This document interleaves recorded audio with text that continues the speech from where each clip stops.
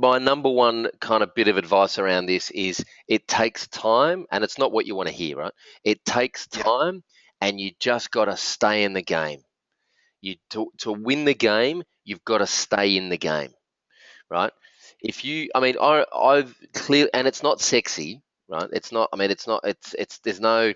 Unfortunately, it's not sexy. I mean, I made a clear decision in, the May or June of 2013 after I'd been to another WordCamp and was hanging around with a bunch of WordPress developers after the WordCamp, having some drinks, and everyone was saying, "Oh, I wish there was more business stuff at these WordCamps," and you know, I don't need to see another presentation on BuddyPress, or, I wish there was more business training.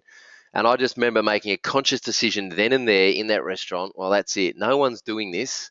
Everyone wants more information around running a business as a WordPress consultant, and no one's actually doing it. So I'm going to do it. I'm going to be the guy. I'm going to become the number one guy on the planet that teaches WordPress consultants how to run their business. And here we are 2 years later, and we own this space, right? So just rewind. Here we are 2 years later, and we own this space. And that's because over the last 2 years, I've published 100 episodes of a podcast.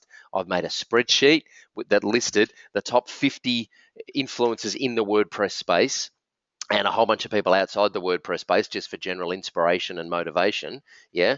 And frankly, I've worked my ring off for the last 2 years and almost burnt out twice, building myself into this corner, right? And it's been very deliberate and very strategic. It's no accident that we are where we are. So, and it's because I had a mentor, Ed Dale, who taught me how to do this. He said, you want to be successful, you want to earn money, and you want to earn revenue, and you want to be successful doing what you're doing. Here's the formula, right?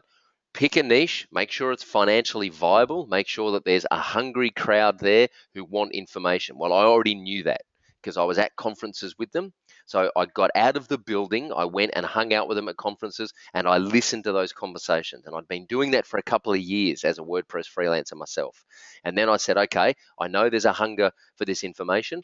He said, right, make a spreadsheet, list the top 20 influencers in that space. So I listed the top 50 because there's lots of influencers in the WordPress space, and they're quite visible and they're quite easy to get to. They're quite easy to access. So I made a spreadsheet, listed the top 50, and he said, your job is to get into the top 20. And I said, how do you know when you're in the top 20, Ed? And he said, well, if they're sharing your content, if all of the top 20 influencers are retweeting and liking and sharing and emailing and posting your content, then you are a top 20 influencer. And I said, okay, so the easiest way to do that would be to start a podcast and interview them, because if I interview them on my podcast, they'll automatically share it with their audience, won't they? Because they're the guest on the podcast. And he said, genius. He said, do that. So I did that.